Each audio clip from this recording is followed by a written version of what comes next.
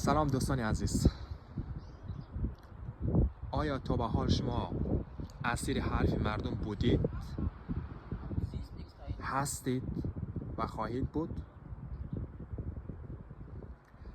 اگر حرف مردم، حرفای مردم، نظرات مردم برای شما مهم باشه، یعنی شما در اوج بدبختی هستید، یعنی شما زندانی هستید، خودتون خبر ندارید. زندانی حرف مردم نباشید.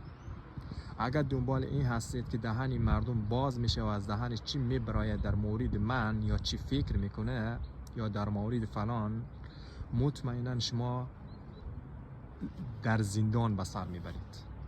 زندان فقط این نیست که پشت میله های زندان باشه، یک در سرت قلف باشه. اینمی که دنبال این هستی دهن کشاد مردم باز میشه و چی میبراید، خودت زندانی هستی، خبر نداری.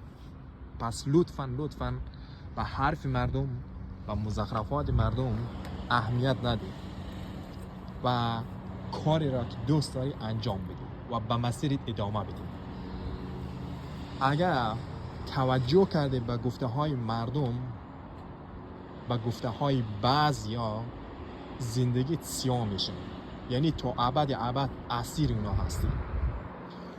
با حرف خوب مردم دلتو خوش نکن، با حرف بد مردم دلتو بد نکن. تو فقط برای خودت زندگی میکنی و راهتو ادامه بدی. حقیقت سایه نمیتونه تا ابد بپوشونه.